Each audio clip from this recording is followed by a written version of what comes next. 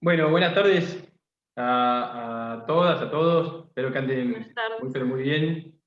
La idea de esta clase, como bien les adelantó Juan Carlos, es justamente hacer una exposición sobre temas vinculados a el procedimiento y el proceso ambiental. En rigor de verdad, la unidad 3.3 habla del proceso ambiental. Eso lo vamos a tocar tangencialmente en mi intervención, que va a ser casi al finalizar la clase. Y por supuesto que les voy a dejar bibliografía complementaria para que, en caso de duda, despejen todo tipo de hesitación. Pero la idea va a ser, en principio, enmarcarnos o abordar en una charla que, ya por supuesto, ya he hablado con Juan Carlos, circunscriba o navegue por otros canales más que el proceso judicial propiamente dicho ambiental. La idea fundamental, ya vamos a compartir PowerPoint, no se preocupen, es hablar hoy de cuál es la vinculación, la correlación que existe entre el derecho y la eficacia. El derecho como sustancia y la forma, en tanto instituciones que permiten, que proveen a esa eficacia. Metodológicamente les voy a hacer, tal como me indicaba Juan Carlos, hacer la asistencia, así que voy a pasar brevemente el listado y ya nos vamos a meter dentro de la charla.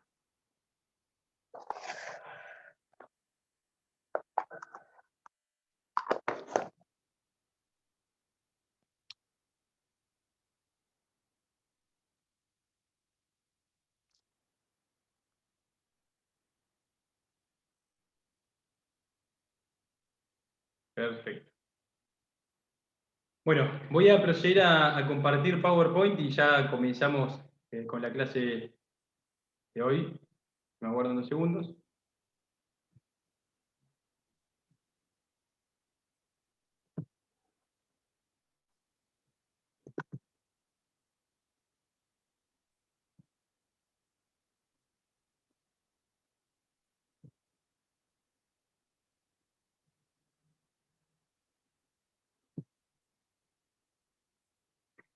Bueno, como ustedes verán en la pantalla está la presentación. Cualquier cosa, por supuesto, vamos a colgarla en la Pedco.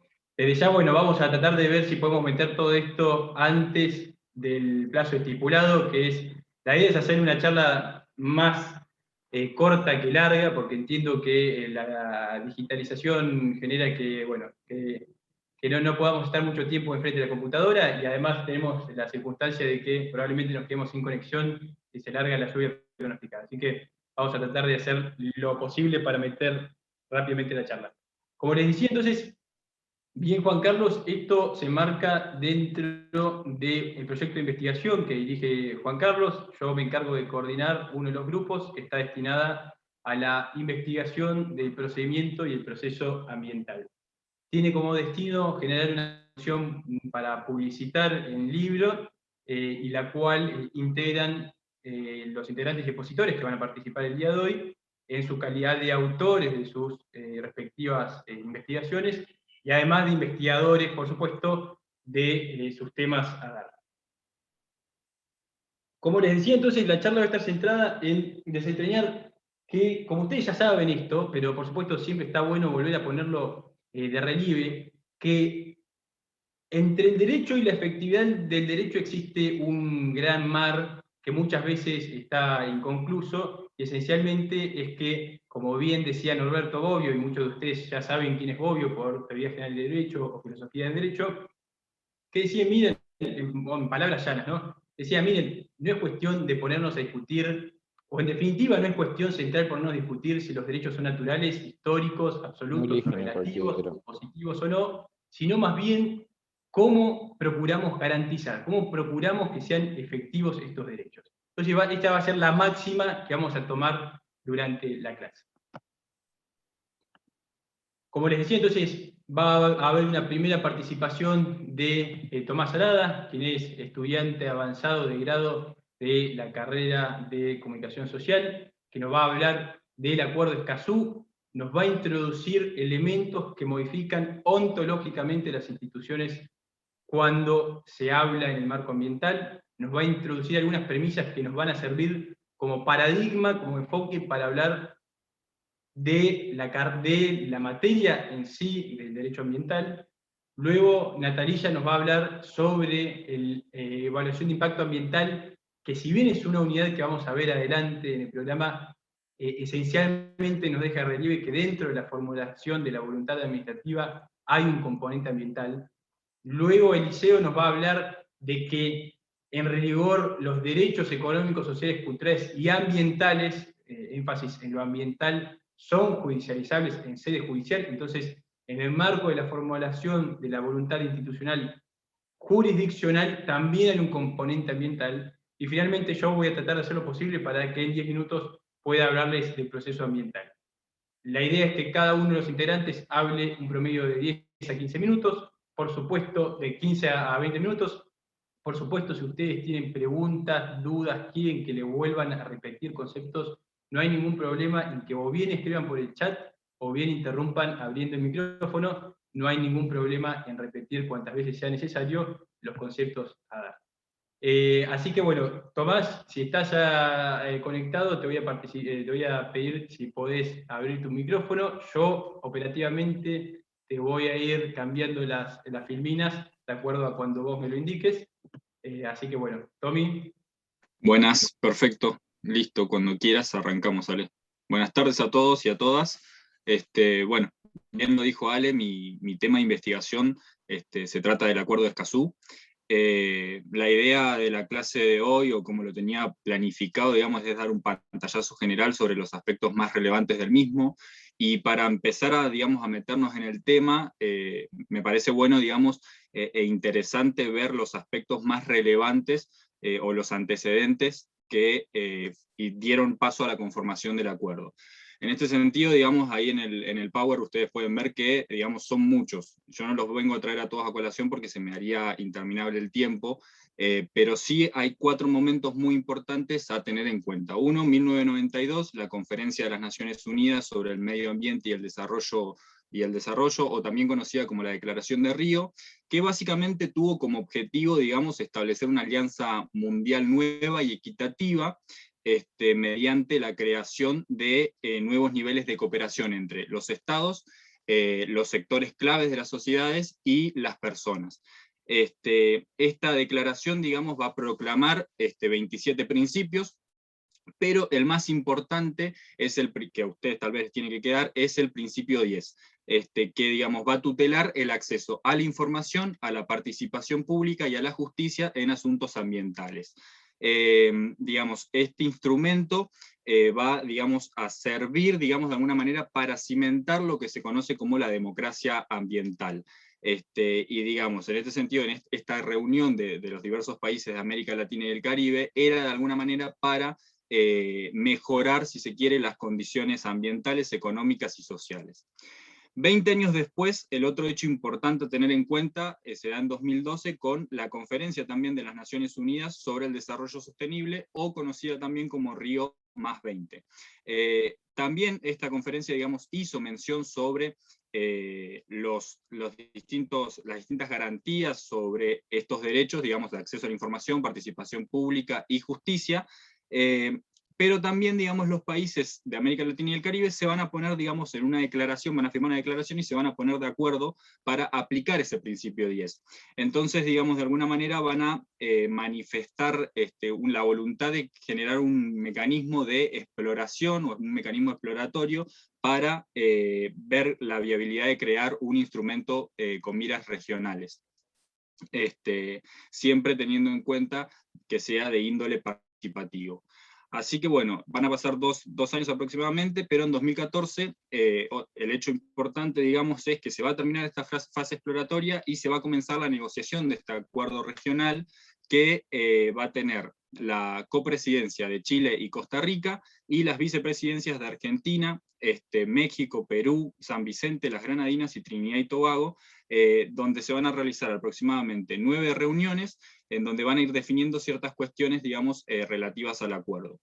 En ese sentido, va a ser, digamos, el resultado de estas negociaciones va a ser el acuerdo regional sobre el acceso a la información, la participación pública y el acceso a la justicia en asuntos ambientales para América Latina y el Caribe, o simplemente Acuerdo de Escazú, que se va a dar el 4 de marzo del año 2018 en Costa Rica, y después, digamos, el 27 de septiembre, otra fecha por ahí importante, es el año donde se va a llevar a cabo digamos, la apertura de firmas en las Naciones Unidas. El primer país en ratificar este acuerdo, digamos, va a ser Guayana, que lo va a hacer el 9 de abril de 2019, y el acuerdo, digamos, establecía que necesitaba aproximadamente 11 ratificaciones para, digamos, entrar en vigencia. Así es que con las firmas recientes de México y Argentina, que se dieron aproximadamente el 22 de enero del corriente año, el acuerdo va a entrar en vigor el próximo 22 de abril, el Día Internacional de la Madre Tierra. Entonces, ya podemos, si querés pasar a la próxima diapositiva, Ale, definidamente, en pocas líneas, podemos decir que el Acuerdo de Escazú es un instrumento inédito e histórico para la región, producto del Principio de 10, que se dio en el año 92 y que se retoma en 2012, que reconoce, digamos, el derecho de todos a vivir en un medio ambiente sano y equilibrado, y en este sentido es importante destacar que la mayoría de los autores, digamos, ven a Escazú, o al Acuerdo de Escazú, como un proceso, ¿sí? No como algo, digamos, que está taxativamente definido o terminado, sino más bien que es un camino, digamos, a construir constante.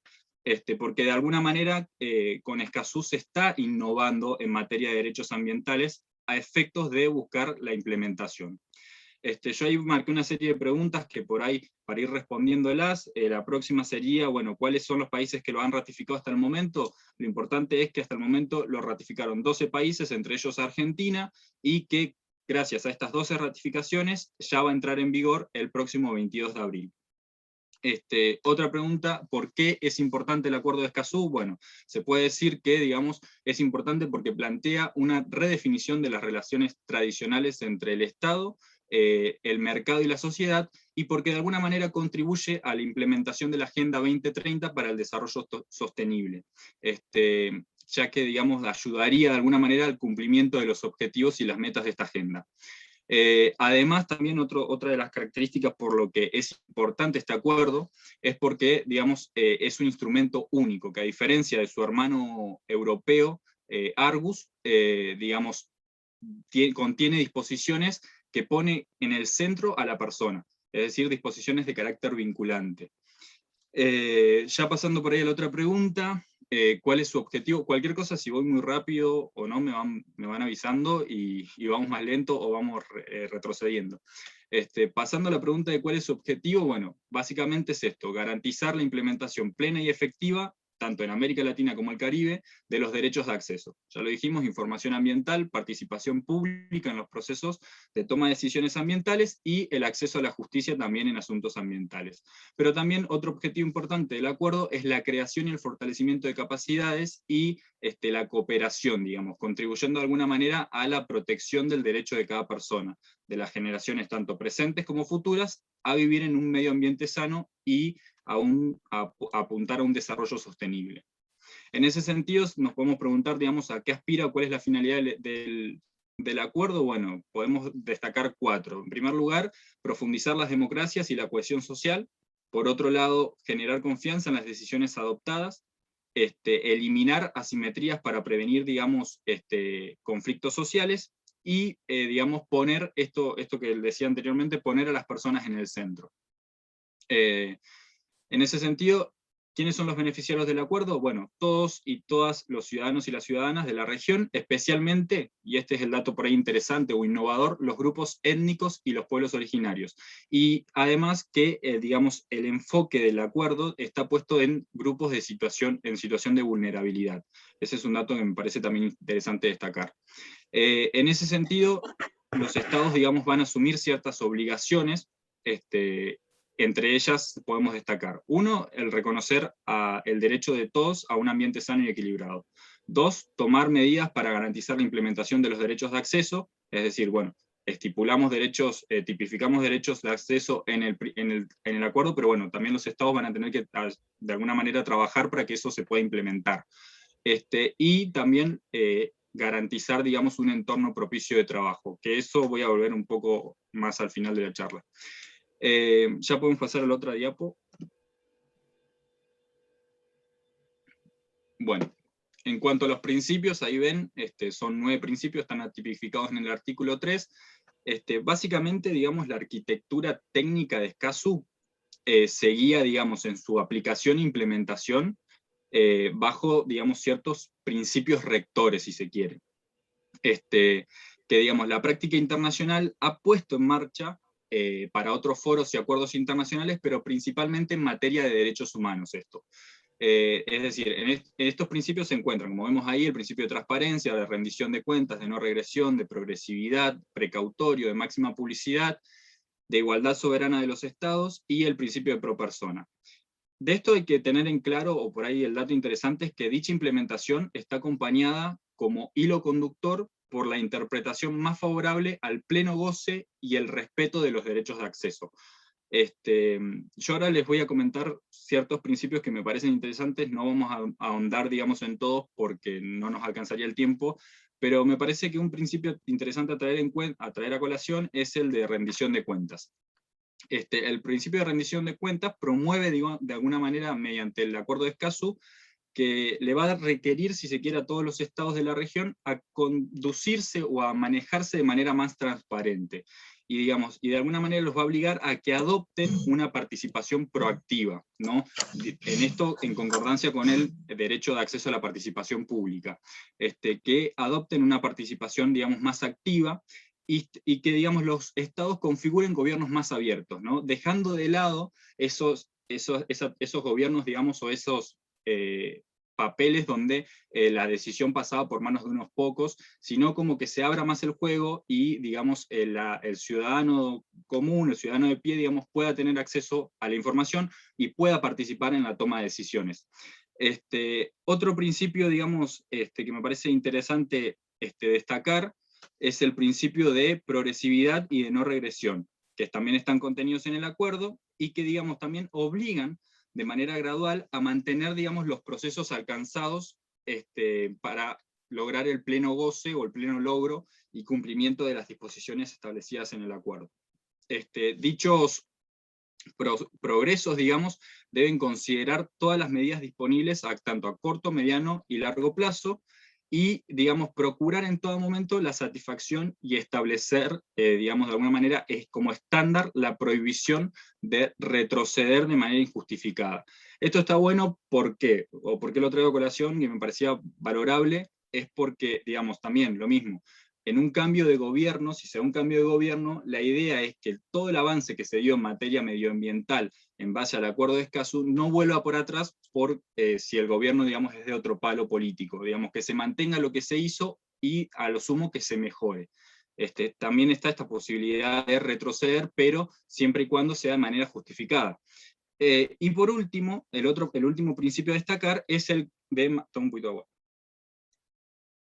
el de máxima publicidad. Que, digamos, va a exigirles a los estados que toda la información en posesión de los sujetos obligados sea de manera pública, completa, oportuna, accesible y, digamos, sujeta a un claro régimen de excepciones, ¿sí? Que deben estar bien definidas y ser además legítimas y estrictamente necesarias. Básicamente lo que le está diciendo el principio de máxima publicidad a los estados es decir, bueno, tenemos un derecho de acceso a la información, pero los estados tienen que encargarse de que esa información en relación a temáticas ambientales esté publicitada, sea conocida por la sociedad, porque si no, digamos, no serviría de nada tener un derecho de acceso a la información si no contamos con los mecanismos para que nos llegue a nosotros como ciudadanos esa información. Por eso el principio de máxima publicidad.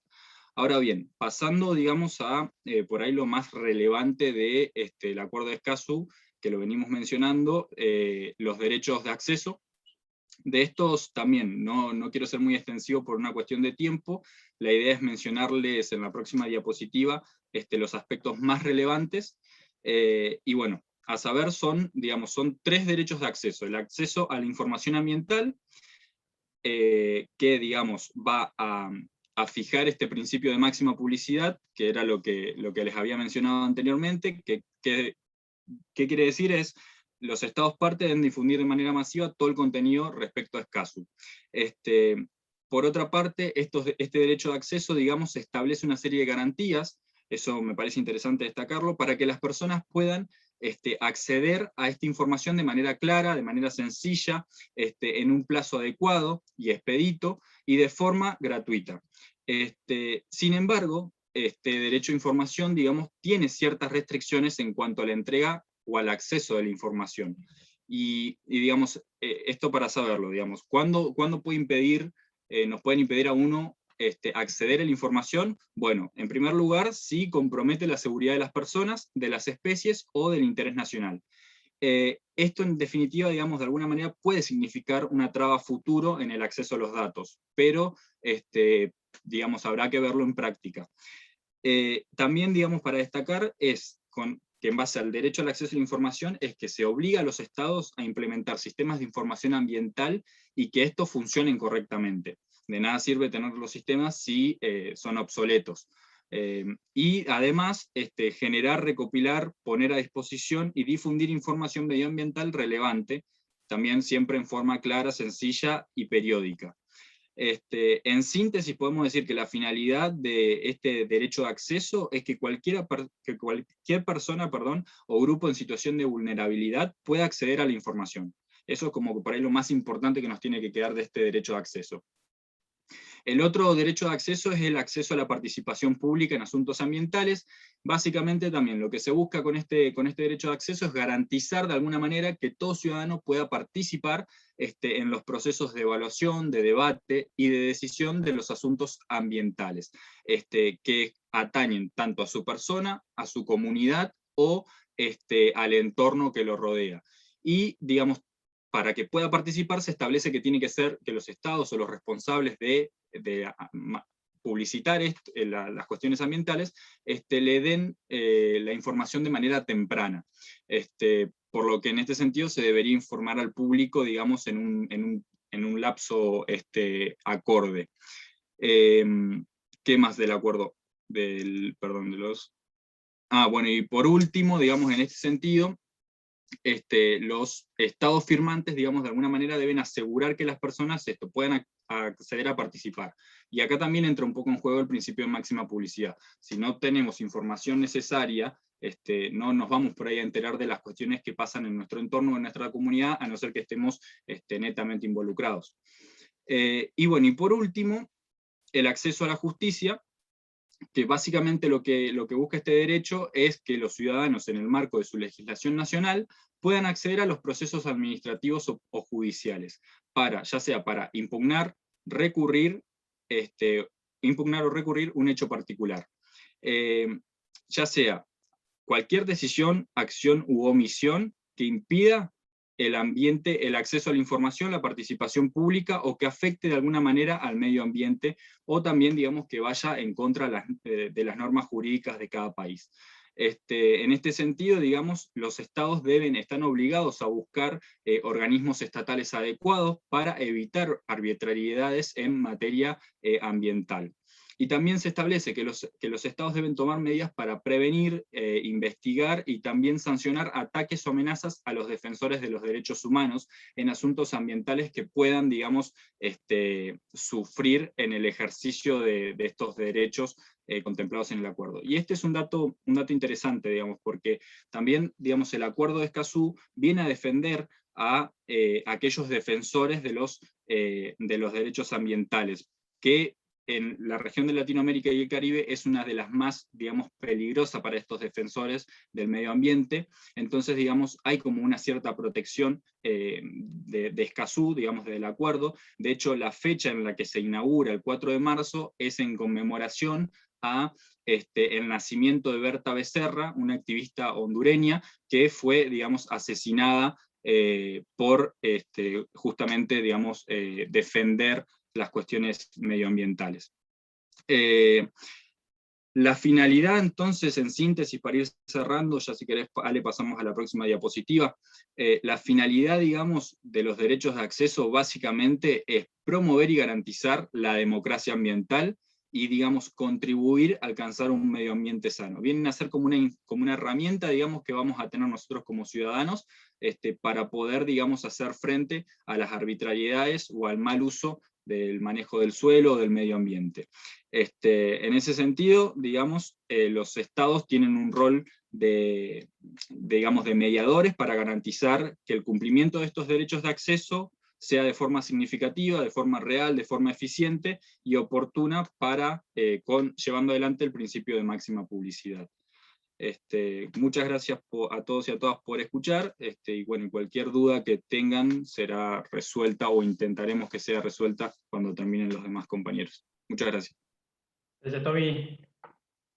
Bueno, ahora, en síntesis, sí, pasar en limpio no, quedó más que claro lo que decía Tommy, pero sí hacer hincapié en esto. Fíjense la directiva de Escazú que establece la obligación de incorporar estas directivas en el procedimiento y en el proceso. Es decir, que establece un mandato claro, establece un mandato muy claro, en que se debe repensar como obligación internacional, so pena de responsabilidad internacional de los estados, las instituciones en pos de garantizar los derechos que mencionaba Tomás. Así que bueno, eso es importante que lo tengan o lo vayan teniendo en cuenta como paradigma, como enfoque para pensar las instituciones, máxime dentro de la materia que estamos cursando.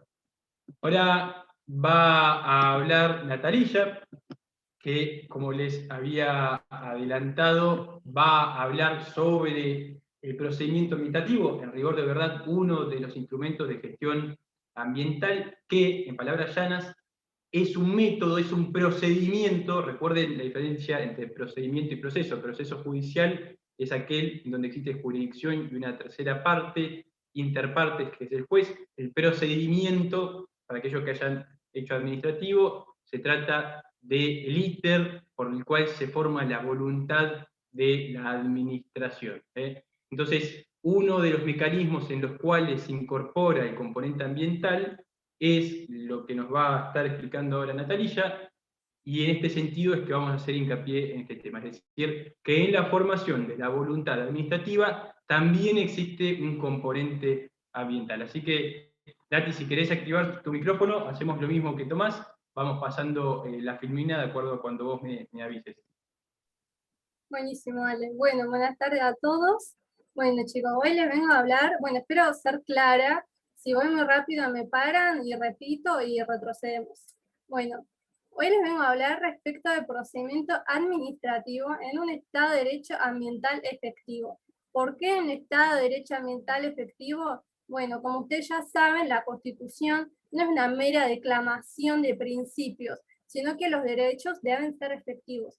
Y justamente el procedimiento efectivo es el que viene a asegurar todos los derechos y obligaciones que surgen del artículo 41 de nuestra Constitución Nacional. Ale, si puedes pasar la vía dispositiva.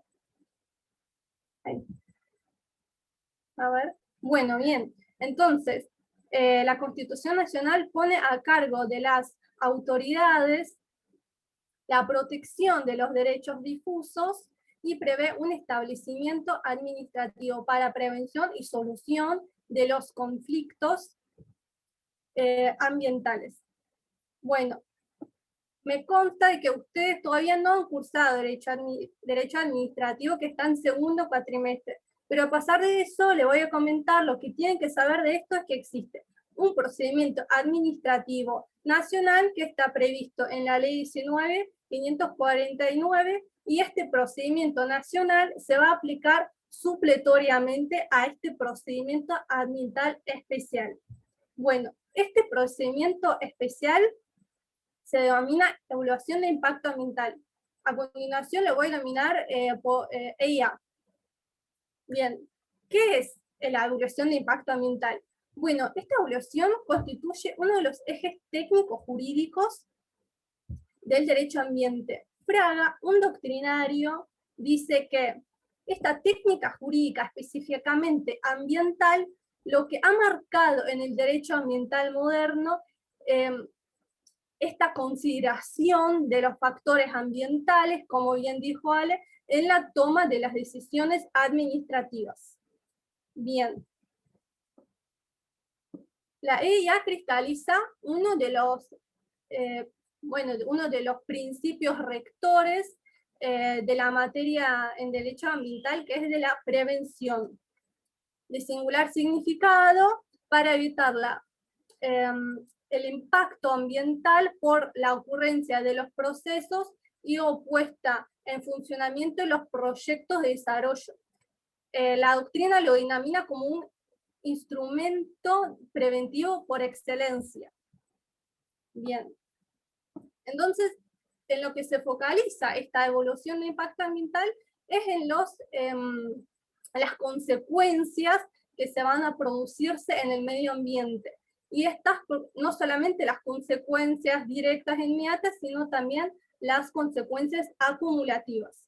La Corte Suprema de la Justicia de la Nación, en un precedente judicial muy importante, Salas-Dino ha establecido que, brevemente le voy a comentar los hechos, se ha suspendido la autorización y ejecución de desmonte. Si bien hubo un procedimiento administrativo y este desmonte en situación individual no importaba tanto impacto ambiental, es decir, era un impacto ambiental tolerable, pero en conjunto todas esas autorizaciones importó un impacto acumulativo.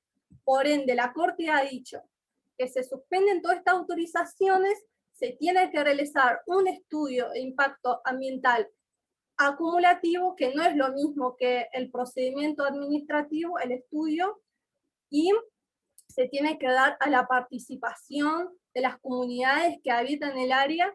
Por eso es muy importante lo que decía Tomás, el acuerdo de Escazú. Ahí le podemos dar una aplicación efectiva para el derecho a la información y participación de la población.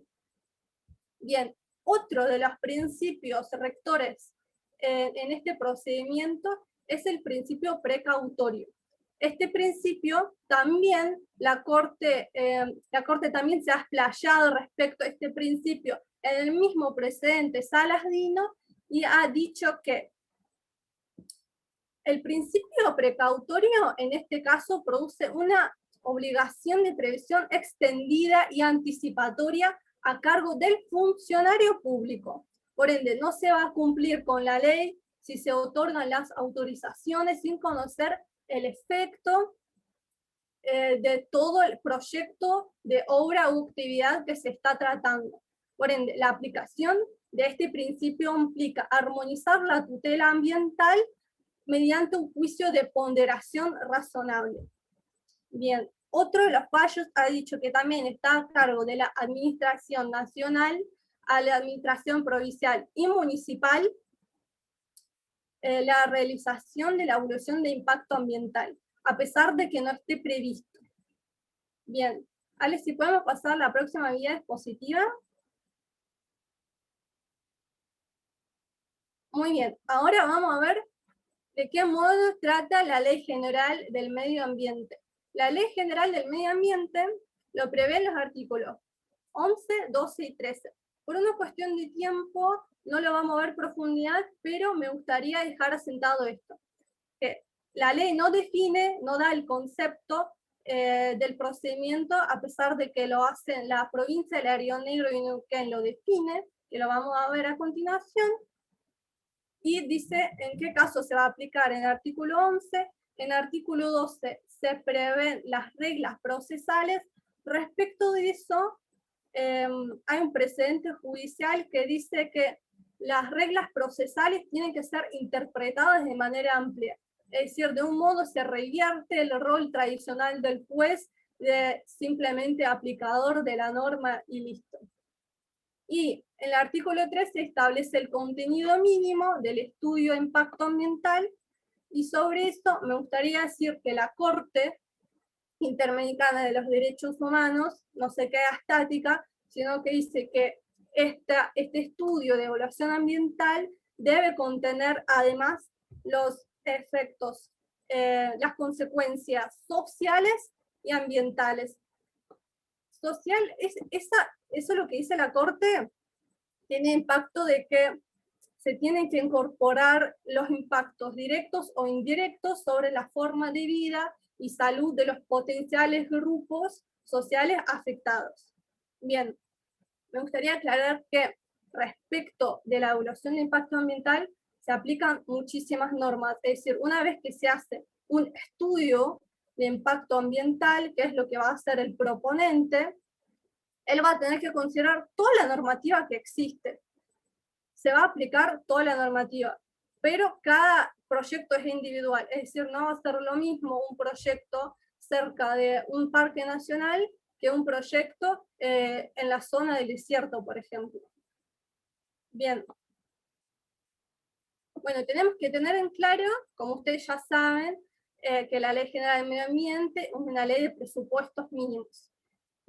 Y tenemos que tener en cuenta que el procedimiento, es decir, la aplicación concreta de las leyes, como es el proceso administrativo, el proceso judicial, es materia propia de las autoridades locales. En principio, la autoridad de aplicación siempre va a ser la autoridad provincial o la autoridad municipal.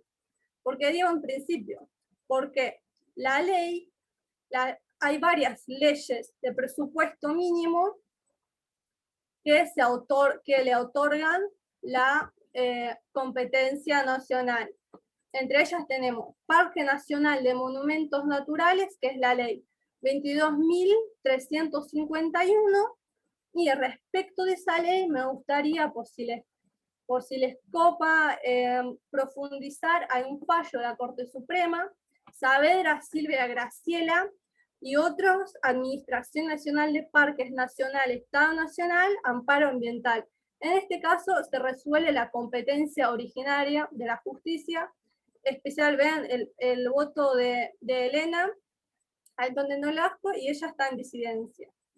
Bueno, no quiero ir, bueno, si voy rápido avísenme. Bueno, entonces, ahí lo escribo al chat al final del chat lo escribo. Bueno, entonces, tenemos un sistema federal.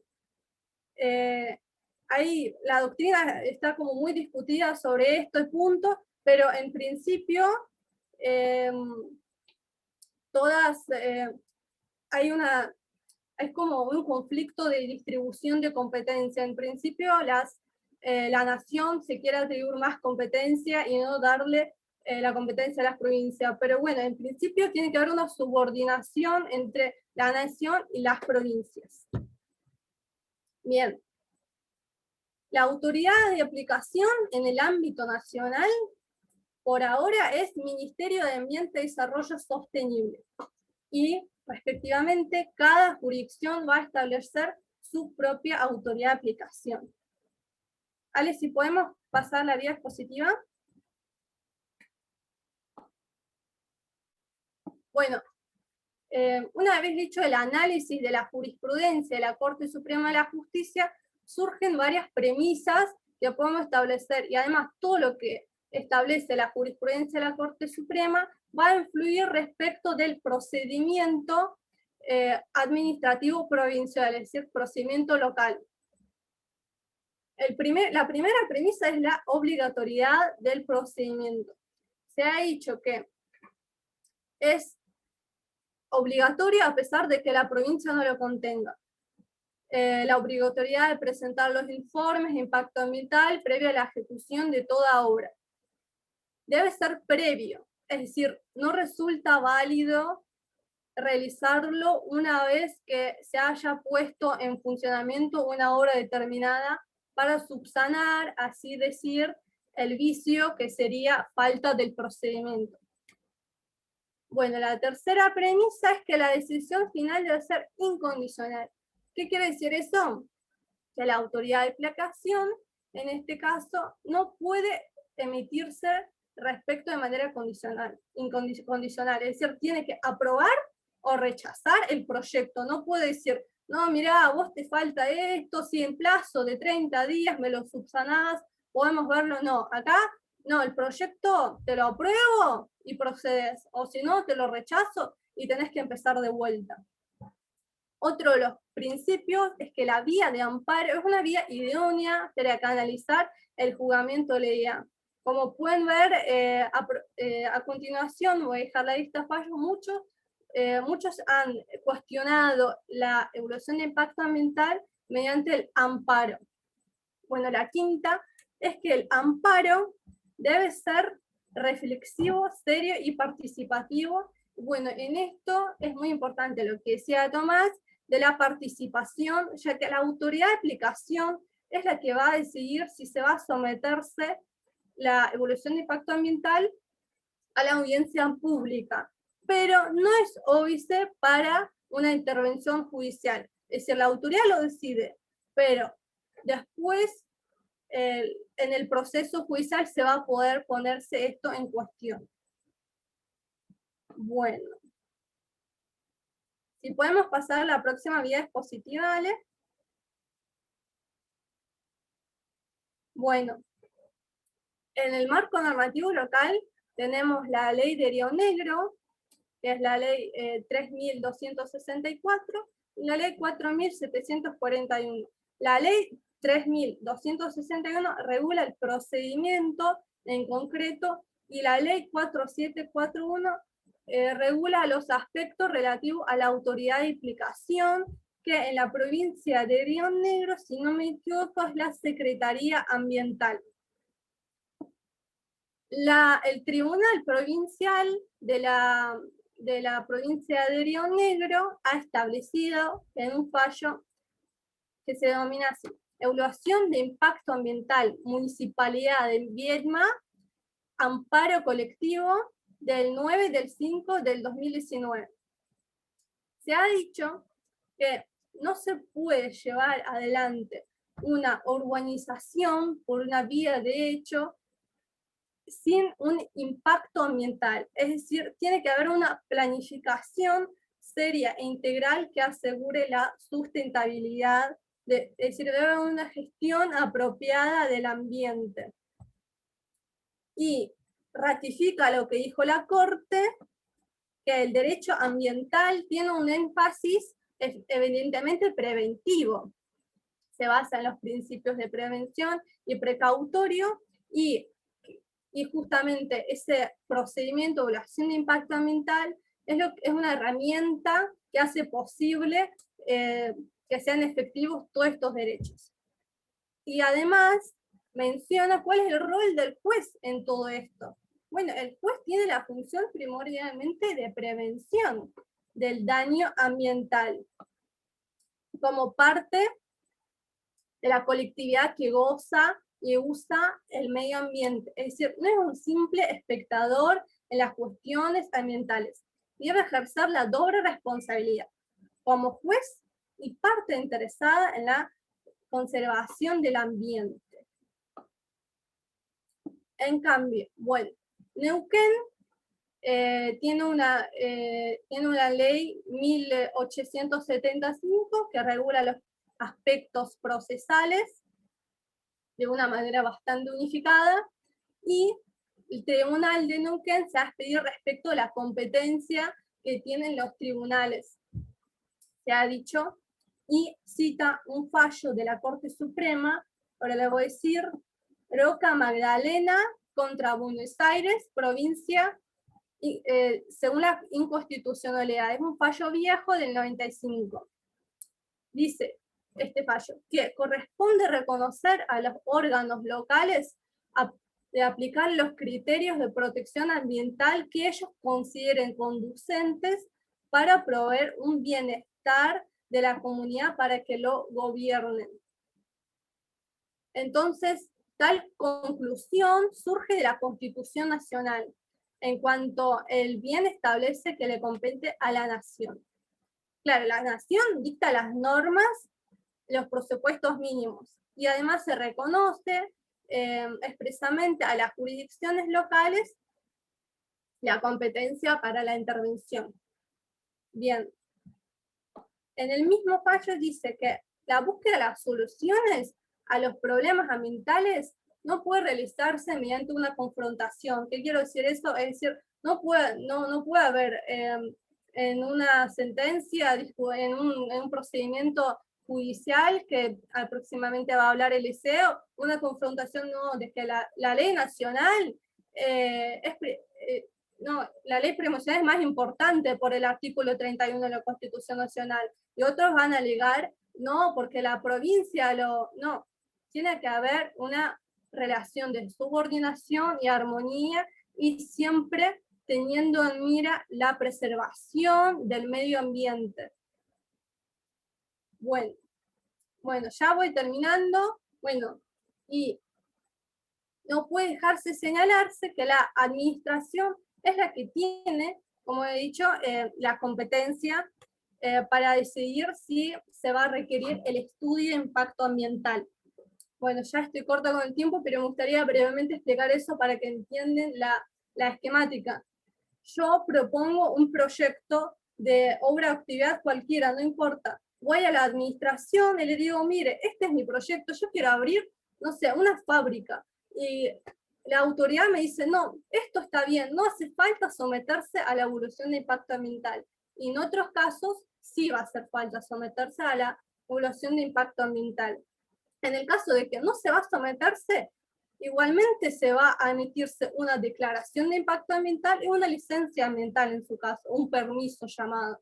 En el caso de que se va a someterse a la evaluación de impacto ambiental, el proponente va a realizar un estudio de impacto ambiental, es decir, una actividad del particular, y ahí él mismo va a mencionar las alteraciones que produce el impacto en el medio ambiente, una posible alternativa, todas esas cuestiones que están enumeradas detalladamente, bueno, ahí ya me trabo, que están nominadas en las leyes provinciales. Todos los requisitos están en las leyes. Bueno, una vez esto, la autoridad va a hacer la evaluación de impacto ambiental. Eso es lo que va a hacer la autoridad, que es un procedimiento administrativo que está a cargo solamente de la autoridad. Y ese procedimiento, en el caso de que se incumple con la finalidad de decir no está preservando el medio ambiente, es el que se va a poder impugnar mediante la vía judicial, y en muchos casos, como he dicho, por la vía amparo también es válido. Bueno, dicho esto, me gustaría terminar, ya voy terminando. Bueno, gracias por escucharme, espero que he sido clara, sé que fue muy rápido. Bueno, muchísimas gracias y le doy la palabra a Liceo. Querido, disculpame, Nati, clarísimo lo que dijiste, perfecto, por supuesto. Antes de pasarle la palabra a Eliseo, sí, volver a retomar para que vayamos haciendo micro resúmenes hasta donde va la clase. Tomás nos había dicho cómo entender o cómo enfocar el estudio de la materia en la formación de la voluntad institucional. Cuando me refiero a la voluntad institucional, me refiero tanto a la voluntad del procedimiento administrativo como del proceso judicial, que es un enfoque que promueve la participación de la democracia ambiental, de la democracia deliberativa en la formación de esta voluntad institucional. Natalia nos hablaba de la formación de la voluntad dentro del procedimiento administrativo, entonces vean qué estricto se ha puesto el foco ambiental que antaño no se hubiera pensado, por supuesto, pero que las máximas del desarrollo sustentable establecen que sí debe ser repensado la manera en que nos abocamos en la formación de la voluntad institucional. Y ahora, visto eso, vamos a proceder a ver cómo se enfoca la materia ambiental cuando la instancia llega a un conflicto intersubjetivo individual y o colectivo en sede judicial, en donde, como ustedes saben, el Poder Judicial actúa como una institución establecida a los efectos de resolver pacíficamente desacuerdos o conflictos interindividuales o conflictos colectivos. Eliseo a continuación nos va a hablar medianamente sobre cómo paulatinamente el Poder Judicial fue integrando este tipo de conflictos que antaño no se hubiesen concebido dentro de la judicatura, pero que actualmente sí son concebidos, y vamos a ver también cómo se compone de nuevo, cómo ingresa nuevamente el componente ambiental ahora dentro de la institución judicial. Eliseo, de nuevo, recordarte que cuando necesites cambiar la diapositiva, me pegás el aviso y yo te voy dando el pasaje. Así que bueno, te escuchamos. Dale, muchas gracias, Ale. ¿Se me escucha bien? Bueno.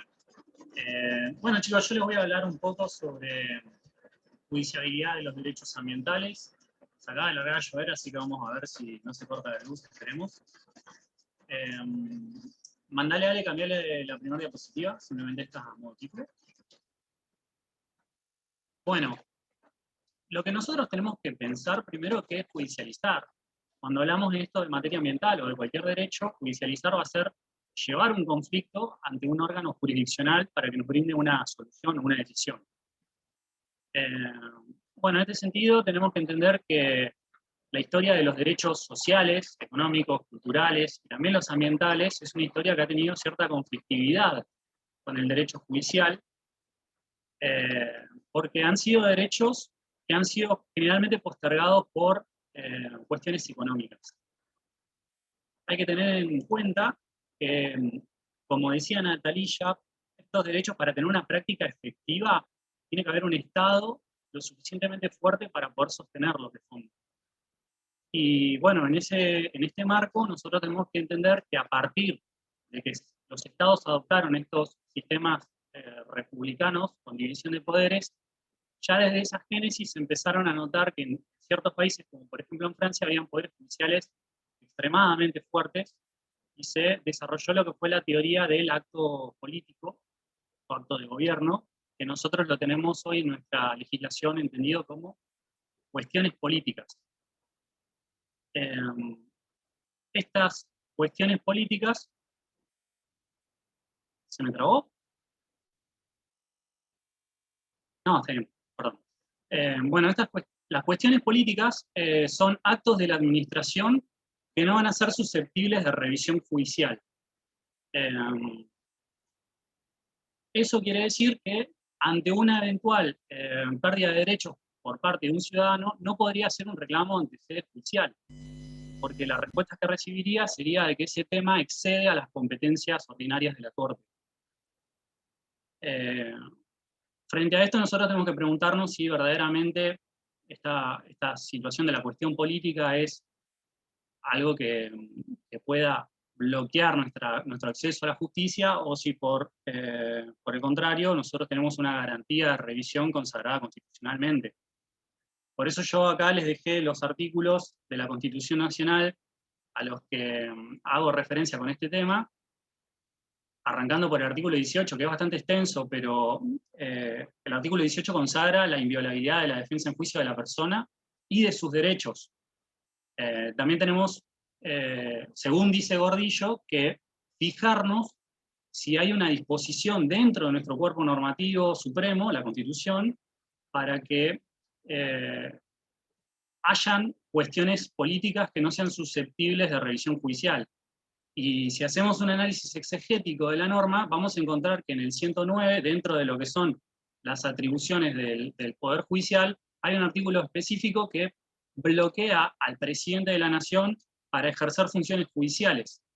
Y hay encima un artículo, el 116, que establece que corresponde a la Corte Suprema y a los tribunales inferiores de la Nación el conocimiento y decisión de todas las causas que versen sobre puntos regidos por la Constitución y las leyes de la Nación. Gordillo, que es un administrativista, tomando estos argumentos, dice que no solo que no hay una forma expresa dentro de la Constitución para avalar las cuestiones políticas, sino que está todo lo contrario, están bloqueadas por la ley. Hay una visión que las permite, tiene su fundamento de fondo, que en síntesis, uno de los argumentos más fuertes es la especialidad de los poderes. Por ejemplo, el Poder Ejecutivo se va a especializar en administración y el Poder Judicial se va a especializar en otra función, que es la jurisdiccional, que por lo tanto hay alguna visión que los sostiene. Pero en principio nosotros tenemos que ver que dentro de lo que es nuestro cuerpo normativo y de lo que son nuestras leyes, está bastante complicado el tema de las cuestiones políticas. Pasamos a la siguiente diapositiva. Bueno, Trayendo la charla un poco más al debate que nos compete, que es el de los recursos naturales, tenemos que repasar un poco lo que fue la reforma del año 94. Si alguno capaz lo sabrá, otros tal vez será un dato nuevo. Tras la Conferencia Mundial del Medio Ambiente de Estocolmo en el año 72, se empezaron a sentar las bases en el ámbito internacional para la defensa del medio ambiente. La reforma del 94 no fue ajena a este llamado, y nosotros tenemos hoy el artículo 41, en razón del cual también tenemos una excelentísima ley, como la Ley de Presupuestos Mínimos para la Defensa del Medio Ambiente, la 25675, y además tenemos receptado en el artículo 43, cosa que no estaba en la Constitución anterior, el control de constitucionalidad, que es el mecanismo mediante el cual los jueces pueden hacer prevalecer, y acá uno un poco la charla también con lo que había establecido Natalía, del valor superior de la norma internacional. A través de estos mecanismos de control, los jueces de cualquier instancia podrán hacer valer esta normativa por encima de la disposición interna, en el caso de que haya una incompatibilidad entre ambos. Bueno, y otros artículos que yo agregué, hay más obviamente de la reforma del 94, pero los que nos interesan a nosotros, por ahí es el 75, inciso 17, que habla de la persistencia étnica y cultural de los pueblos originarios, el 22, que forma lo que se denomina el bloque de constitucionalidad por Germán Vidal Campos, que son todos estos tratados de derecho internacional que tienen el mismo valor jurídico que la Constitución.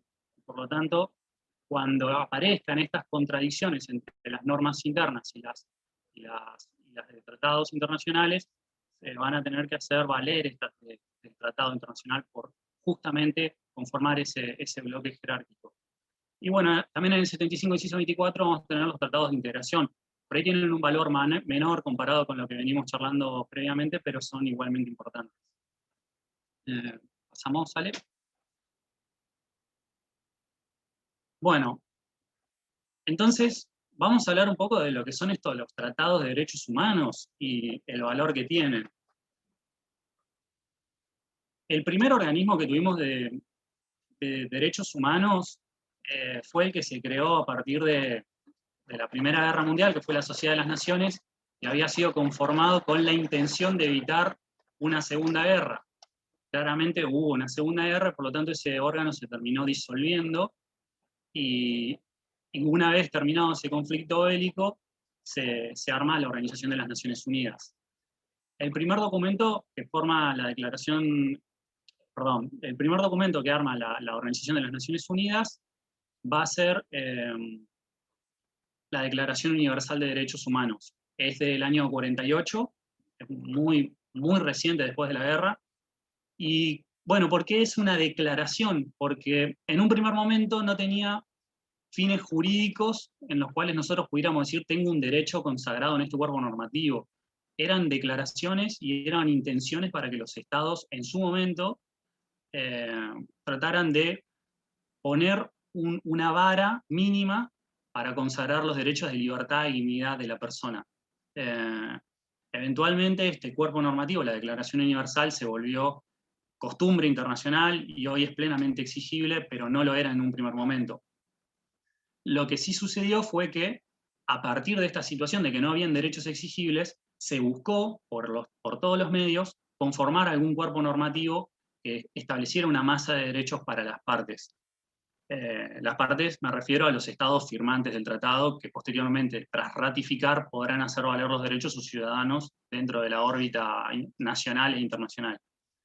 Con esos fines se armaron lo que son los pactos de Nueva York, que bueno, son los que nosotros conocemos como el Pacto de Derechos Civiles y Políticos y el Pacto de Derechos Económicos, Sociales y Culturales. Y estos pactos ¿por qué son dos? Son sancionados en el mismo momento. ¿Por qué son dos? Porque parten de concepciones ideológicas muy contrapuestas. Estaba un bloque que era liberal y un bloque que era socialista dentro de lo que fue la Organización de las Naciones Unidas. Y bueno, este bloque más liberal formó el Pacto de Derechos Civiles y Políticos, que tienen obligaciones que serían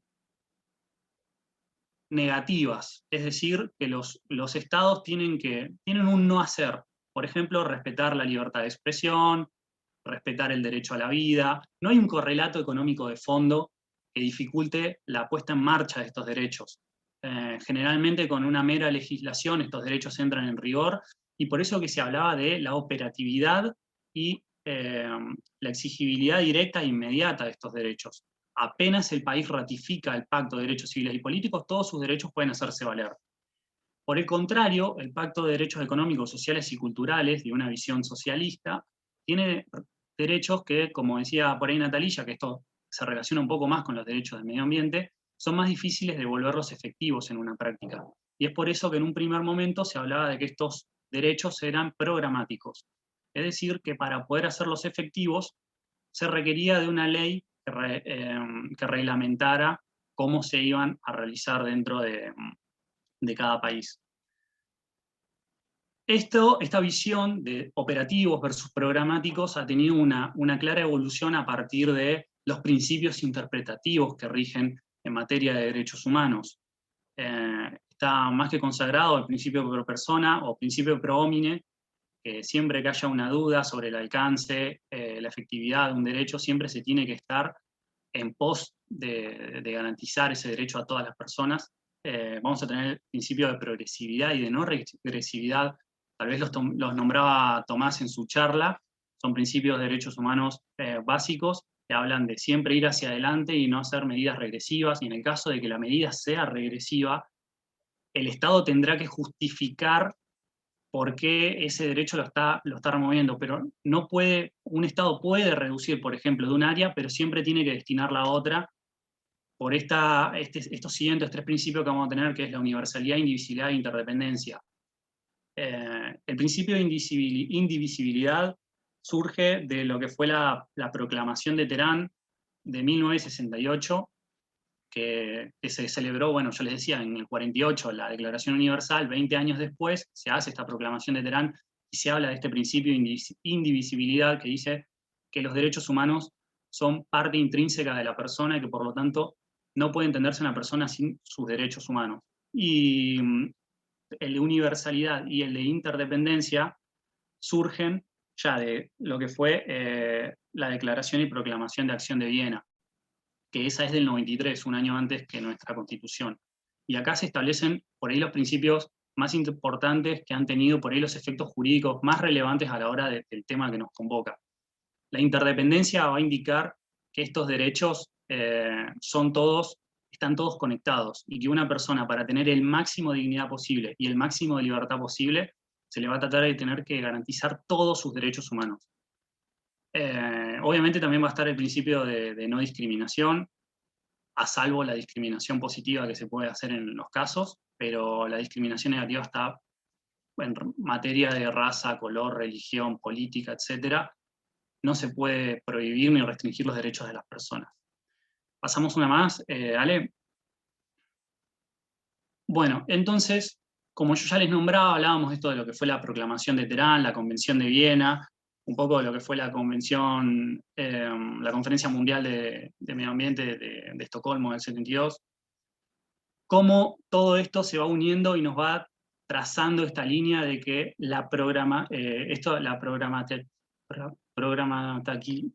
se me trabó la palabra, no pueden ser programables los derechos económicos, sociales y culturales, sino que son plenamente operativos.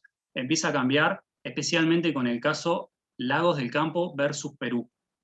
Este es un fallo de la Corte Interamericana.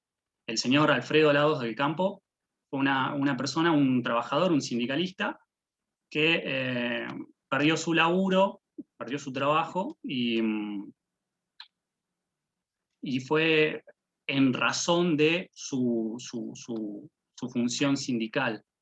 Obviamente que todos los derechos que él reclama los hace primero dentro de lo que es el país, dentro de Perú, agota la vía interna, y recién ahí puede ir a lo que fue la sede internacional, y su reclamo básicamente era por sus derechos laborales y derechos de sindicación. Y estos derechos, la Corte lo que dijo fue que se vuelven plenamente operativos y exigibles. Acá es donde, haciendo un uso de estos principios que hemos visto antes, de la interdependencia, de la indivisibilidad, de la universalidad de los derechos humanos, no se puede reconocer a una persona como digna si estos derechos no son garantizados.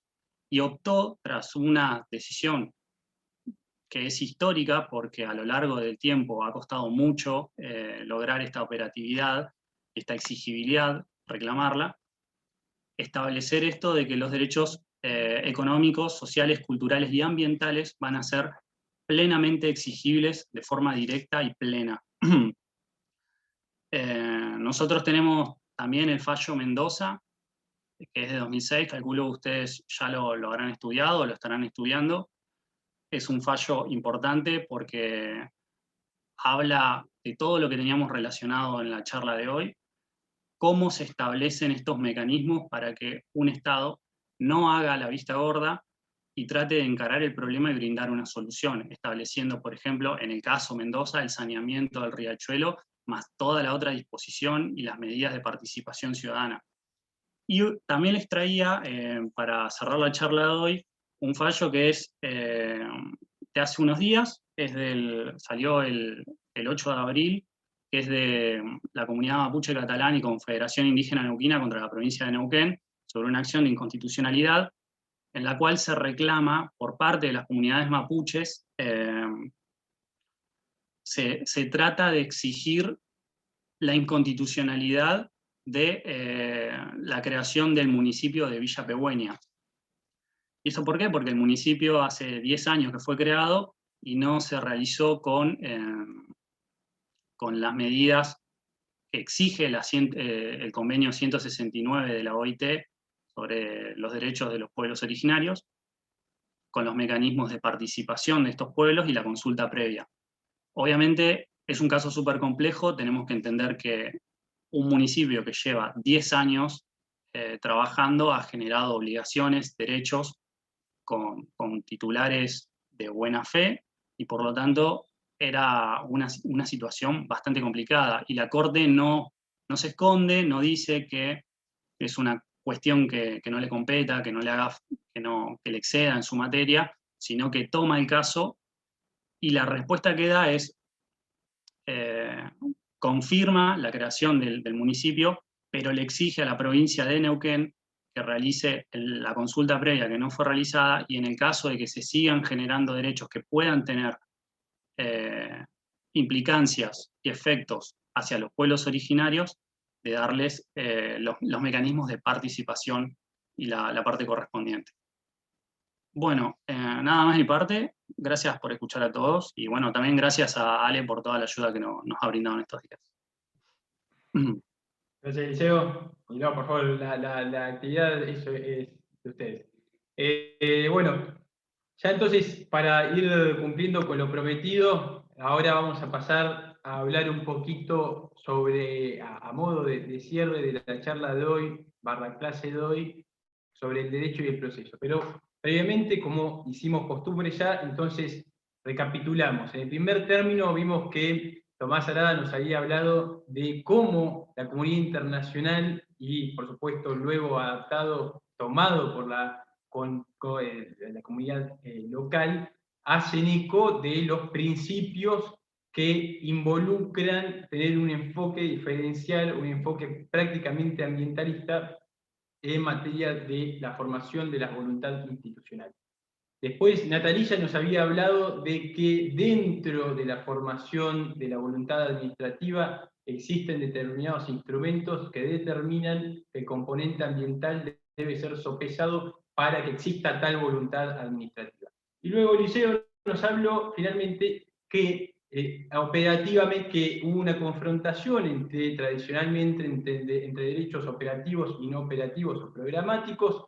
Esta visión fue dejada de lado por mandatos propios de los derechos humanos que encarrinan en cómo el corpus iuris de los derechos humanos, tanto en el ámbito internacional, tanto en el ámbito del sistema interamericano de derechos humanos, como por decantación dentro del ordenamiento nacional, y que el tema viene a hacer hincapié o eco dentro del proceso judicial, en donde la Corte Suprema, en donde el juzgador, vamos a decir, no está en un punto ajeno al litigio sustancial, sino que toma participación activa. Y sustancialmente lo que nos viene a decir todo lo que nos vinieron exponiendo los chicos, es básicamente que existe un cambio ontológico dentro de las instituciones cuando se habla de incorporar la materia ambiental. Rápidamente, y prometo hacerlo cortito para que cumplamos con la expectativa de no abordar las 2 horas. Por supuesto que después, si quieren hacer preguntas, son bienvenidas, las pueden hacer también por el foro de la PEDCO, o bien a los diferentes participantes. Es comentarles que la idea de la charla enfoca en este sentido, que existe una correlación inmediata entre el derecho reconocido, es decir, la sustancia, y la forma, es decir, el procedimiento, lo procedimental. Y ustedes dirán, bueno, esto es obvio, ya es conocido, desde el primer año sabemos que el derecho se compone por la sustancia y por la forma, pero siempre es válido recapitular esto. ¿Y por qué? Porque la forma, en definitiva, determina la efectividad, la real constitución del derecho, de la garantía y de la dignidad del titular del derecho subjetivo, ya sea individual o colectivo. Existe una correlación entre el derecho y la forma, las instituciones. Existe una correlación cruzada entre el reconocimiento de derechos de la parte dogmática de las cartas magnas, de las constituciones, y la forma, es decir, de la parte orgánica de las constituciones. A tal punto que la sala de máquinas de nuestras constituciones determina si hay efectividad o no de los derechos. Por eso hacemos hincapié en que el proceso es tal vez la garantía última, como dice Alvarado Belloso, de garantía de los derechos, en este caso el derecho ambiental. Pero como habíamos dicho, además, y esto es sumamente importante para que lo tengan en cuenta, tanto en la materia como para una eventual pregunta de examen, es que esto nos establece, nos demuestra que estamos dentro de la máxima del Estado de Derecho ambiental. Como ustedes saben, el Estado de Derecho, concepto que surge a partir del siglo XVII, siglo XVIII, con el derrocamiento del régimen absolutista monárquico, el Estado de Derecho nos dice, miren, todas las actividades, tanto sea de reparticiones públicas como de personas privadas, tienen que estar ajustadas a lo que la norma dice. Si no está ajustada a lo que la norma dice o a lo que deja hacer la norma, es contrario a derecho, entonces debe ser penado. El Estado de Derecho ambiental es una máxima, es un componente que se agrega a este Estado de Derecho. Y nos dice, por supuesto, no excluyente de otras máximas, como por ejemplo puede ser Estado de Derecho consumeril, Estado de Derecho pro homine, entre otros términos, pero este es complementario. Nos dice, miren, el Estado de Derecho ambiental es la siguiente máxima. No solamente la actividad de los particulares y la actividad de los entes públicos debe estar ajustada a lo que la norma dice, sino que además debe estar en consonancia con los postulados ambientales, debe estar en consonancia con el desarrollo sustentable. No puede, dice el derecho ambiental, el Estado de Derecho ambiental, la actividad del particular o del público ir contra esa máxima ambiental. Entonces, en la formulación de la voluntad administrativa está el componente ambiental, lo vimos en el estudio de impacto ambiental, entre otros instrumentos de gestión que van a ver en esta materia. En la actividad legislativa, porque se establece como obligación internacional reconocer postulados que incluyan la máxima ambiental. En la actividad jurisdiccional, porque como nos decía Eliseo, incluye la operatividad, la exigibilidad directa de los derechos, en este caso, ambientales. Entonces, esto lo que nos dice básicamente es lo siguiente, miren, no solamente basta razonar ambientalmente, sino que lo ambiental, entre otras máximas, pero lo ambiental que nos llama esta charla hoy, impacta ontológicamente la naturaleza jurídica de los institutos, de los fenómenos jurídicos, a tal punto que lleva a transformarlos ontológicamente, no simplemente basta con razonar en términos ambientales, sino que las instituciones se transforman necesariamente, o deben transformarse. No quiero decir que todas las instituciones hayan hecho eco en esta materia, claramente no lo ha sido, pero sí transforma la manera en que tradicionalmente las instituciones eran concebidas, ¿sí? Eso es importante que lo tengan en cuenta y, por supuesto, el concepto de Estado de Derecho Ambiental es de suma importancia. Yo tenía asignado, y en definitiva, la unidad 3. Mire, para serle franco, también les debo decir que lo que han escuchado hoy les es de suma utilidad para el resto de la materia y para la comprensión. Podrán y habrán visto que esta materia trasciende los límites del derecho privado, del derecho público, para incluirse en una esfera mucho más grande, que es la comprensión de que el derecho es uno solo.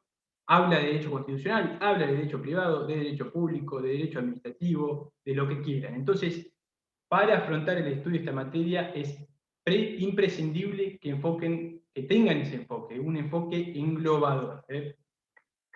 Lo que les venía a hablar hoy, en 5 minutos voy a tratar de hacerlo, es que el proceso y el procedimiento entre tanto garantía de este componente ambiental claramente tiene un rol más que importante, porque si no tenemos un proceso, un procedimiento que nos garanticen el componente ambiental, de nada sirve que hagamos proclamaciones en la parte dogmática de nuestras constituciones, si no va a haber un correlato en los hechos materiales de la vida.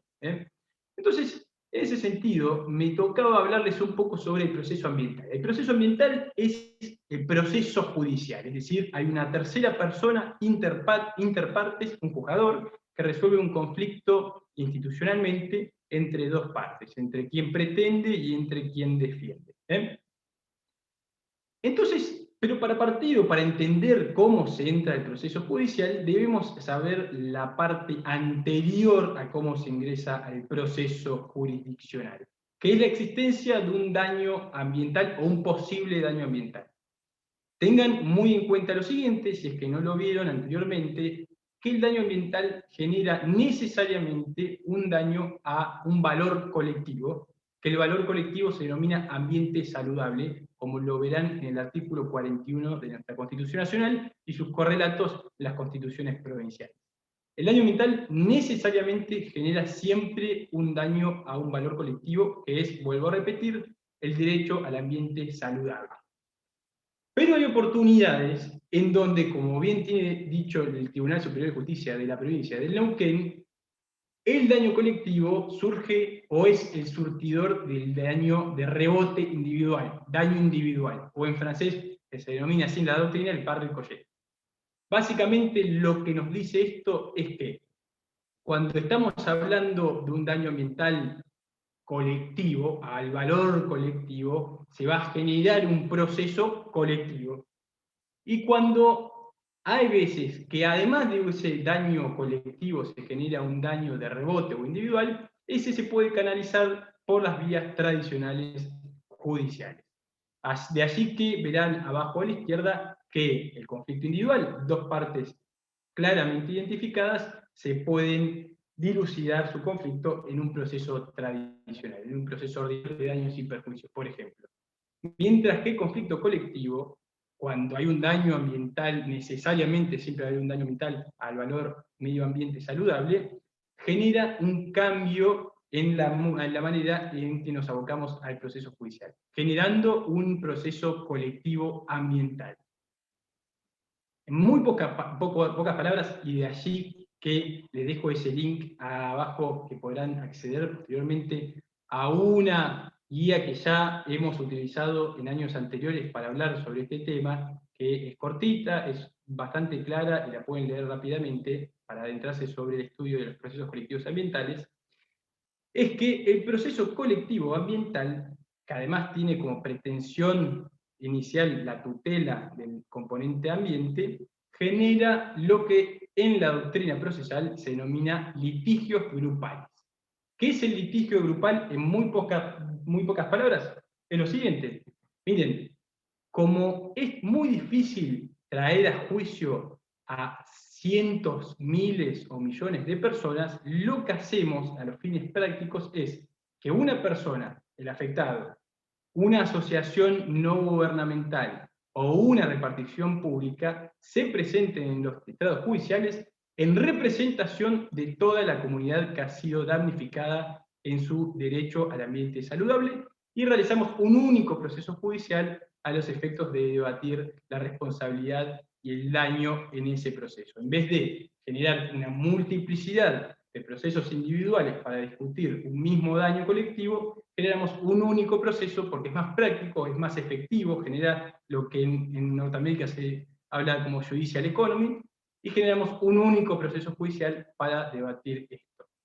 Por supuesto, esto tiene muchísimas implicancias, generando muchas interrogantes y muchos puntos que por cuestiones de tiempo no vamos a poder advertir ahora, pero les reitero, pueden acceder en el link anterior para ver cuáles son las particularidades que genera.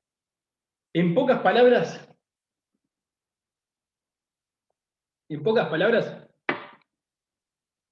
el proceso ambiental genera procesos policéntricos. Esto quiere decir que existe una comunidad de intereses en pugna, ¿sí?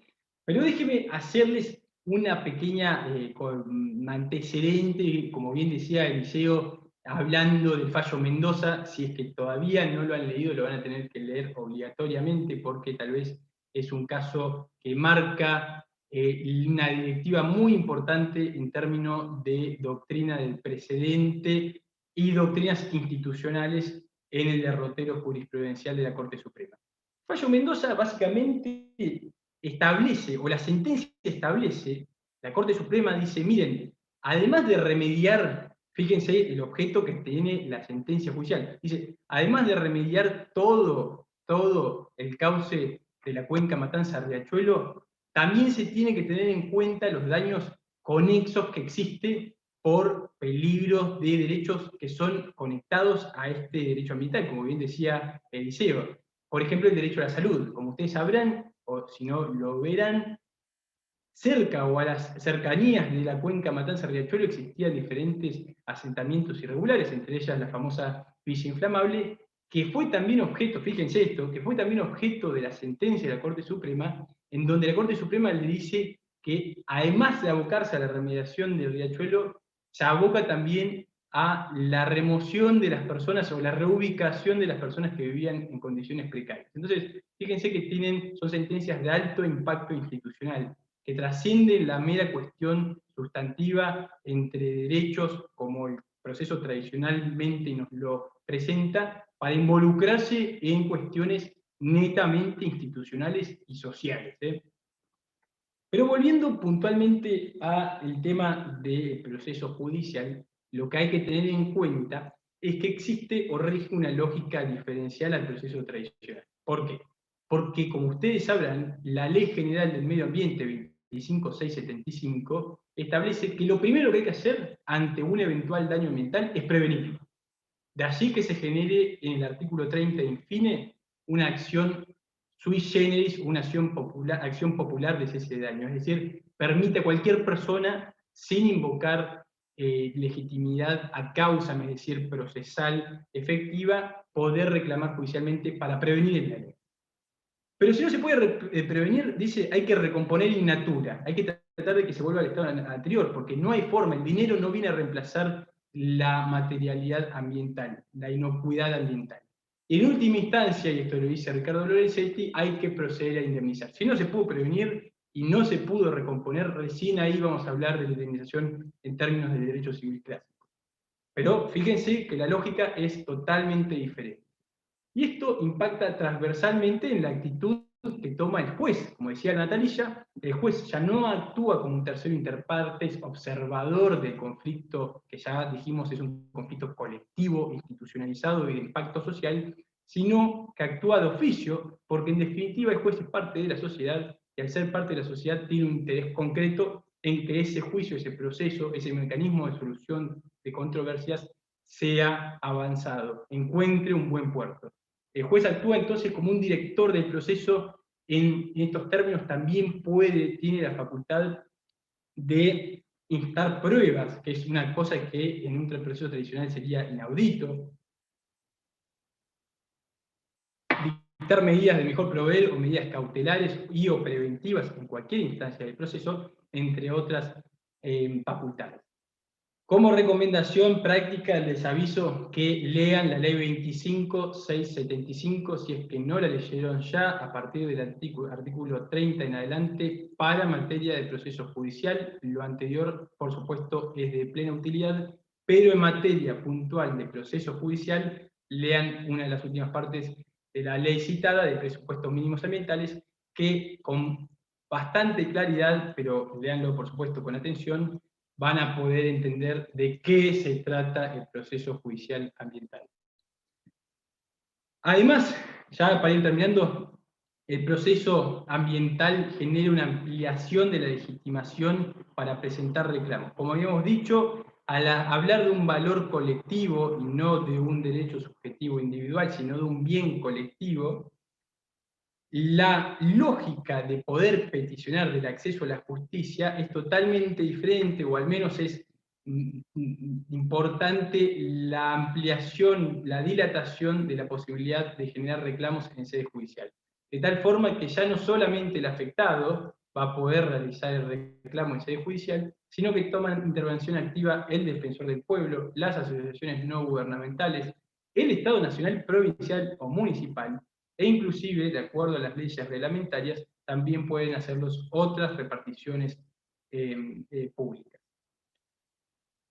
Esencialmente recuerden que esta es la lógica, es decir, lo que se está afectando es un bien colectivo, es un valor colectivo, el derecho a un ambiente saludable, y es por eso que se amplía la legitimación. El ejemplo clásico es el siguiente. Imagínense que a la vera de un río existe una industria que está realizando desechos y aguas abajo hay un asentamiento urbano.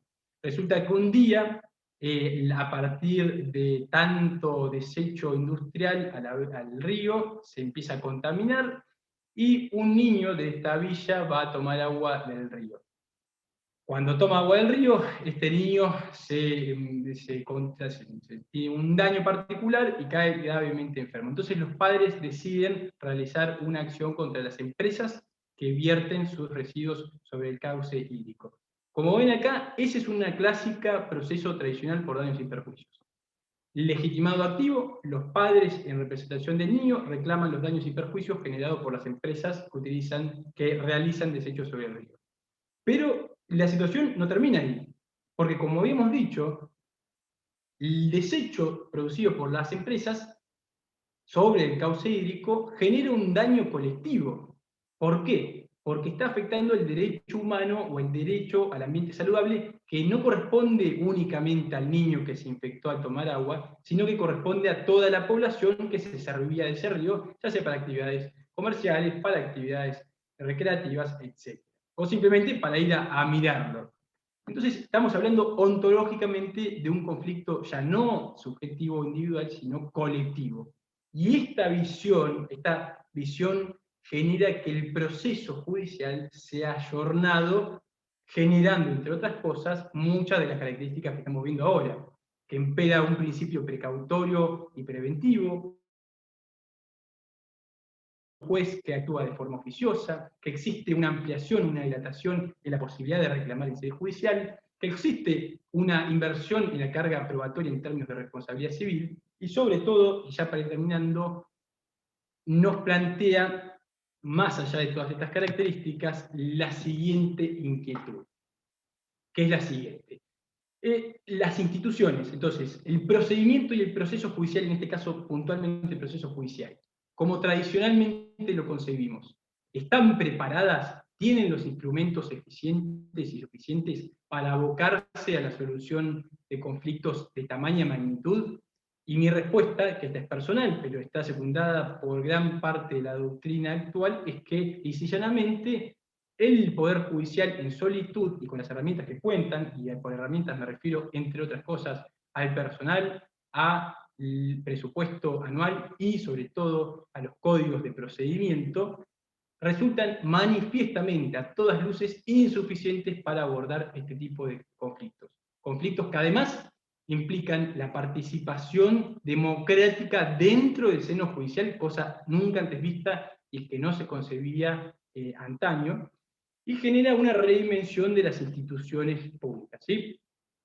Véanse, y ya para terminar, vean esto. En Mendoza existe no una sentencia en los términos de daños y perjuicios tradicionales que declara condena a pagar X cantidad de dinero a X empresa, sino que existe una primera sentencia declarativa de responsabilidad diciendo, miren, esto es producto del desecho provocado por X cantidad de empresas y además es responsable del Estado nacional y provincial, sino que además después de esta sentencia existe, honestamente, cientos de sentencias de ejecución para proveer a la efectividad de este derecho.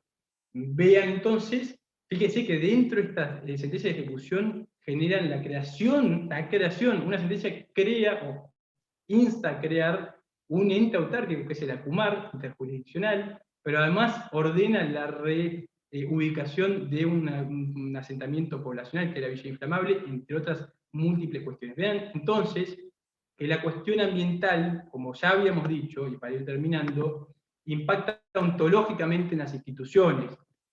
El Estado de Derecho Ambiental, entonces, nos plantea la premisa de que hay que recomponer o redimensionar la forma en que concebimos las instituciones en pos de dar efectividad a los derechos que la comunidad internacional y la comunidad nacional han reconocido. Tomás nos decía que habían derechos que la comunidad internacional reconoció y que la Argentina ha incorporado, y a esos derechos hay que dar efectividad. Natalía nos dijo y nos mostró y nos enseñó que la administración ha hecho eco de eso, pero no basta aún, porque la Corte Suprema de Justicia de la Nación ha dado bastantes lineamientos en la forma en que se debe corregir esto y en el rigor que debe existir en materia ambiental en la formación de la voluntad institucional. Y Eliseo nos hablaba de que la cuestión de que lo programático, lo no programático, lo exigible o no exigible no existe más, sino que es un tema de antaño, y que al Estado social de derecho, y en este caso el Estado de derecho ambiental, debe garantizar las máximas, en este caso ambientales. Chicos, chicas, así vamos a ir terminando la clase de hoy. Algunas cuestiones programáticas, el PowerPoint va a ser subido a la PEDCO. Por supuesto, preguntas y respuestas también se pueden hacer por dicha plataforma. De suyo que estamos abiertos a preguntas y en materia bibliográfica, por supuesto, también. Y de nuevo, agradecerles de nuevo por la participación, tanto a los chicos que expusieron, a Tomás, a Natalía y a Eliseo por la participación. La verdad que por lo menos en mi parte ha sido más que claro. Los invito a todos los que están incorporados en esta reunión a que eventualmente, si es de su decisión, participen en los seminarios de Derecho Ambiental, porque se provee o se trata de realizar estas actividades en las cuales ustedes investiguen materias. Si tienen materias para investigar de cualquier tipo, porque como les decía, puede ser constitucional, público, privado, administrativo, penal, lo que ustedes quieran, siempre va a haber algo tangencialmente en materia ambiental. Así que bueno, si tienen alguna pregunta, la pueden realizar ahora. Si no tienen preguntas, vamos a dar un minutito, vamos a dar por finalizado la reunión de hoy.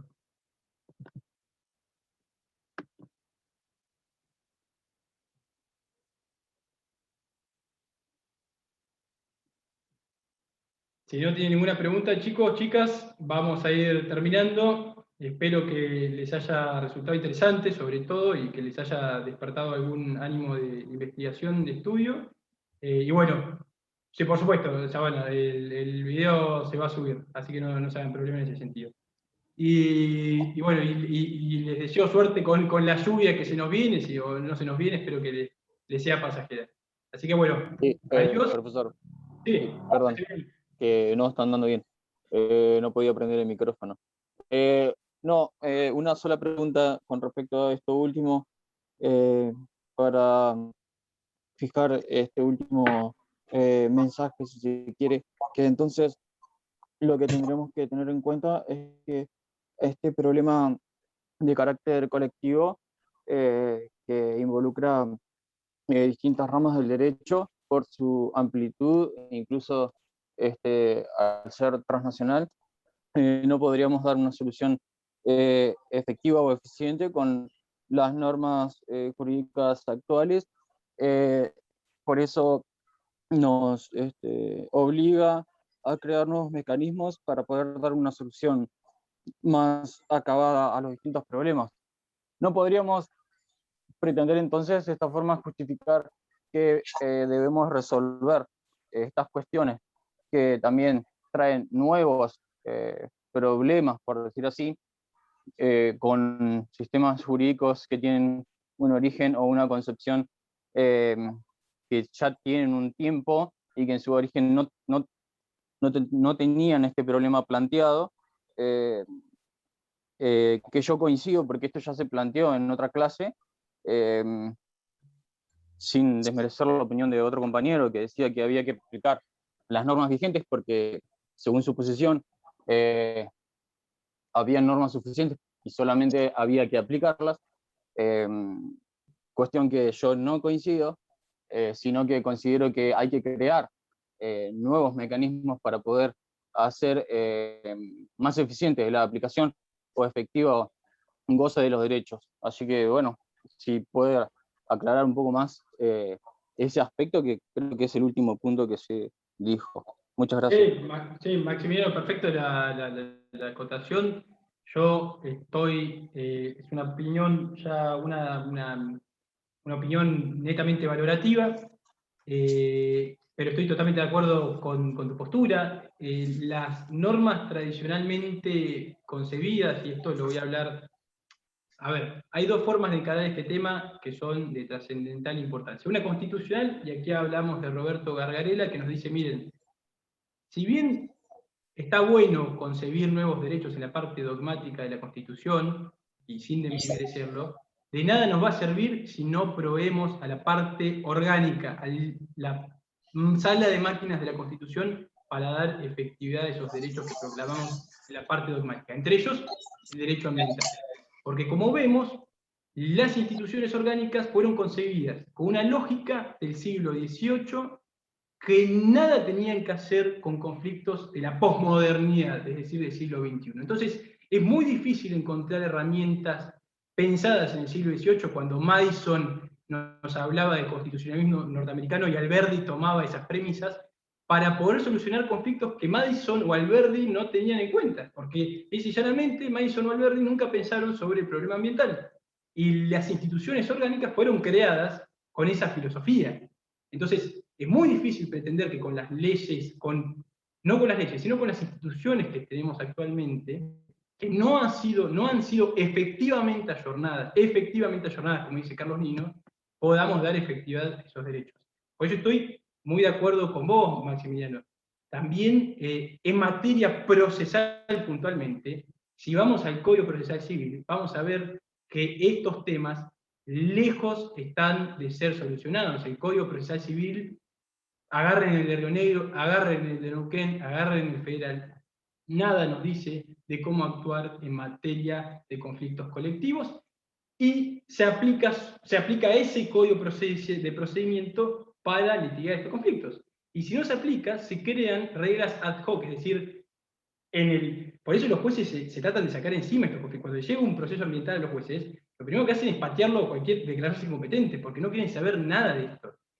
Y cuando se asume la competencia y entienden sobre estos casos, tienen que crear reglas ad hoc, es decir, en el interín de ese proceso ven cómo se manejan el proceso el conflicto colectivo. Entonces, sostener la tesis de que con las herramientas procedimentales o constitucionales, institucionales, se puede hacer eco de estos conflictos y dar solución pacífica, es, a mi criterio, el criterio de la mayoría de la doctrina, un objetivo imposible, no difícil, imposible. Por supuesto, no estamos diciendo que no se pueden utilizar en la medida que sean eficientes, pero necesariamente deben ser ayornadas para hacer eco de estos conflictos. Así que, Maximiliano, en ese sentido estoy de acuerdo, y esa era la premisa que más o menos quería, por lo menos, dejarles para que ustedes la valoren, tómenla o no, critíquenla o no, por supuesto está abierto. Eliseo ahí hizo un comentario. Gracias, Sí, no, por favor. Eliseo nos menciona que en materia ambiental la ley 25675 trae principios, que es una práctica aún extraña en el derecho argentino, y que la interpretación a través de los principios da al juez una capacidad nueva para brindar soluciones. Pero es una práctica nueva. Y es verdad, eso tiene razón Eliseo. Lo que le agregaría es que, justamente en consonancia con lo que decía Maximiliano, la necesidad de contar con instituciones o reglas claras procede no solamente a resoluciones de conflictos mediante principios, que son mandatos de optimización, y como mandatos de optimización no tienen antecedentes ni consecuentes, es decir, no tienen la clásica al que matara a otra persona se le aplicará 5 a 25 años de prisión, sino que solamente dan un mandato de optimización, pero las reglas procesales sí nos traen esta seguridad, es decir, nos ponen antecedentes y consecuentes, y eso provee a la seguridad jurídica. Chicos, chicas, no sé si alguien más quiere hacer alguna intervención, alguna observación, por supuesto, está más que habilitado, ya sea metodológica o de valorativa.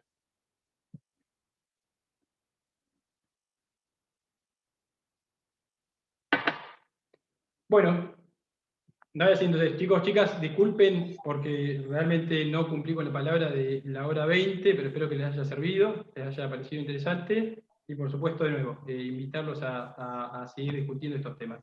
Esto se va a subir, la bibliografía va a estar disponible, y si quieren saber puntualmente sobre el proceso ambiental, les hago hincapié en que vayan a esa pequeña guía que hice hace 2 años, y el año pasado ayornado, sobre el proceso ambiental estrictamente. Así que bueno, saludos a todos y a todas. Hasta luego, muchas gracias. Gracias por la Gracias. Chao, profe. Chao. Chao, gracias.